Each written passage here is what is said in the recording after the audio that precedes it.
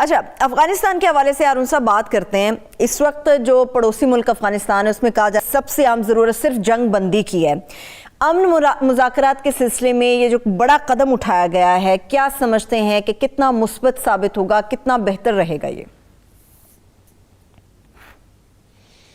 اگر اس پہ عمل ہو گیا تو افغانستان نجات پا جائے گا، امن ہو جائے گا اور اس پورے خطے میں امن ہو جائے گا. دیکھیے، اس میں روسیوں نے کوشش کی ہے، اس میں چینیوں نے بہت کوشش کی ہے، ان کی بہت انویسٹمنٹ ہے. افغانستان کی کوئی اکانومی نہیں ہے، کوئی انڈسٹری نہیں ہے، نہریں تک نہیں ہیں، ریلوے لائن تک نہیں ہے. دیکھیے چین وہاں ریلوے لائن بچھا سکتا ہے، ہم بھی اس میں ہیلپ کر سکتے ہیں، ہمارا تجربہ ہے 150 سال کا. ہم وہاں واخان کی پٹی کے ذریعے سینٹرل ایشیا میں داخل ہو سکتے ہیں.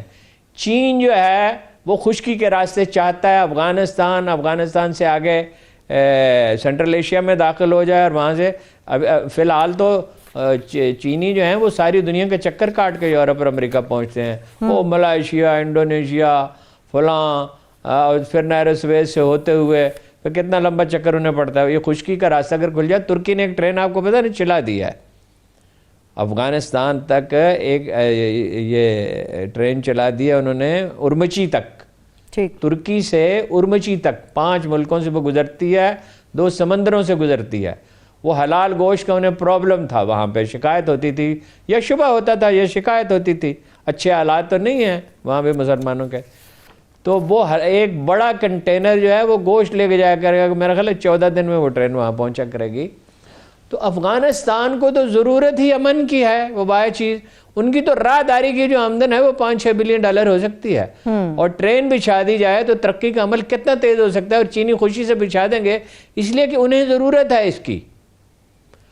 وہ کانکنی میں بہت انویسٹمنٹ کرنا چاہتے ہیں، اور میں نے آپ کو بتایا کہ خشکی کے راستے وہ جانا چاہتے ہیں. اس میں کیا طے ہوا ہے کہ جنگ بندی ہوگی، ابھی عمل درآمد نہیں شروع ہوا، جنگ بندی ہوگی، اسلامی جمہوریہ افغانستان اس کا نام ہوگا.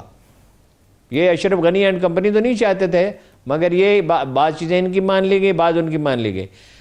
جہاں اسلام کی انٹرپریٹیشن وہ نہیں ہوگی جو طالبان کریں گے، ویسے یہ وہ طالبان ہیں بھی نہیں. یہ دیکھیے یہ پشتون قوم پرست ہیں. اچھا، پھر یہ ہے کہ اس کے نتیجے میں اگر امن قائم ہوتا ہے، ان کی فوج بہتر ہو جائے گی، سول سروس بہتر ہو جائے گی، اپنے علاقوں میں وہ قوانین کی پاسداری کریں. 50% علاقے پہ تو ان کا قبضہ ہے، 20% پہ جزوی طور پہ قبضہ ہے.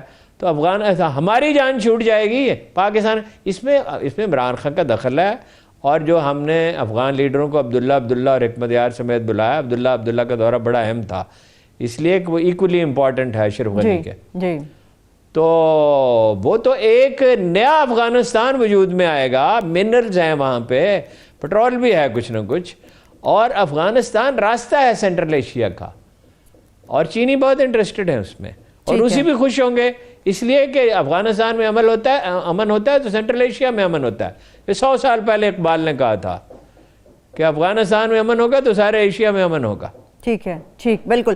ہارون صاحب، آپ نے خود کہا کہ ابھی نیا افغانستان ہے جو ڈیفینیٹلی اس پر عمل درآمد کے بعد وجود میں آئے گا، لیکن چیلنج یہ بہت بڑا ہے، اور یہ صرف ایک یا دو نہیں، پوری عالمی برادری کے لیے بہت بڑا چیلنج ہے. اس چیلنج کو اچیو کر پائیں گے؟ دیکھیے نا، یہ افغانوں پہ منحصر ہے، آپس میں لڑتے بہت ہیں. ویسے تو ایرانیوں نے بھی انویسٹمنٹ بہت کی ہے وہاں میں. انڈیا نکل جائے گا افغانستان سے، انڈیا ایران سے نکل گیا. دیکھیے یہ کتنی بڑی تبدیلی ہے. آج ایران میں انڈیا نہیں ہے، افغانستان سے نکل جائے گا. وہ کوشش کریں گے انڈین اس کو سبوٹاج کرنے کی کوشش کی. اڈے انہوں نے خالی کر دیے امریکیوں نے، مگر اس طرح خالی کیے ہیں کہ اگر ہنگامی لینڈنگ کرنا پڑے تو کر سکیں. اور تھوڑی سی فوج رہ جائے گی، 2 اڈے صرف رہ گئے. اب یہ افغانوں پہ منحصر ہے. ہمیں بھی چاہیے کہ نہایت تحمل کے ساتھ، ہم نے بڑی ہی سلیقہ مندی کے ساتھ اس کو ڈیل کیا ہے، بہت سے ملکوں کو اعتماد میں لیا ہے. اگر ہو گیا تو یہ دنیا تو ویسے یہ بدل ہی رہی ہے.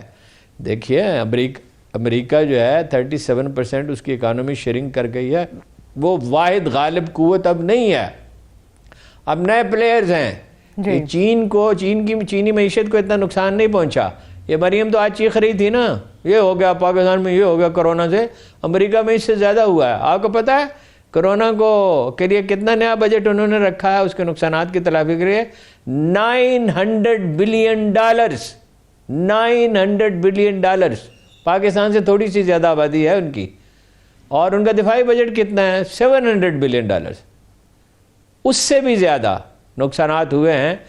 تو یہ دنیا بدل رہی ہے، ہمیں اس کی بدلتی ہوئی دنیا کا ادراک کرنا چاہیے۔ نہ ہماری اسٹیبلشمنٹ کو پورا ادراک ہے، نہ حکومت کو ہے، اور اپوزیشن کو تو اللہ کے فضل سے ایک ہی کام ہے کہ ہنگامہ کیا جائے۔ اور آپ نے یہ دیکھا ہے کہ اسرائیل کے معاملے میں کوئی مارچ کرنے کا ان کا ارادہ نہیں ہے۔ اگر عمران خان چلا جائے تو بس کافی ہے، ملک کے سب مسئلے حل ہو جائیں گے۔ اسرائیل کے خلاف کسی نے مارچ کرنے کی بات کی؟ جو کچھ کشمیریوں پہ بیت رہا ہے اس پہ کوئی مارچ کرنے کے لیے تیار ہے؟ حتیٰ کہ جماعت اسلامی بھی نہیں کر رہی۔ سراج الحق صاحب جس کی بہرحال خدمات ہیں اس میدان میں بے شمار، جنہوں نے کشمیری مہاجروں کو سنبھالا، ان کی مدد کی، کشمیر میں زلزلہ آیا تو 12,000 یتیم بچوں کی پرورش کی، وہ بھی سراج الحق صاحب کہہ رہے ہیں حکومت کو ختم کرنے کے لیے لانگ مارچ کریں گے۔ اچھا حکومت ختم ہو گئی، آپ کو ملے گی حکومت؟ آپ کو کیا فائدہ ہوگا؟ چلیے میں بریک کی طرف بڑھ رہی ہوں ہارون صاحب۔ دنیا بدل رہی ہے، اس کا پورا ادراک نہیں ہے ہمیں۔ ٹھیک ہے، ایک بریک کی طرف چل رہے ہیں۔ ہارون صاحب نے کشمیر کی بات کی، اسرائیل کی نہ صحیح مگر اپوزیشن کشمیر کے حوالے سے اتنی بات ضرور کرتی ہے کہ پلیٹ میں رکھ کے کشمیر بھارت کے نریندر مودی کو دیا گیا۔ ایک چھوٹی سی بریک کی طرف چلتے ہیں، جب بریک سے ہم واپس آئیں گے تو بات کریں گے اس تنازع کی جو ایک نئی صورت اختیار کرتا جا رہا ہے۔ یہ ڈپٹی چیئرمین سینٹ سلیم مانڈوی والا اور نیب کے بیچ کا تنازع، اس کا انجام کیا ہوگا، یہ ہارون صاحب سے جانیں گے۔ ایک چھوٹی سی بریک کے بعد ہمارے ساتھ رہیے۔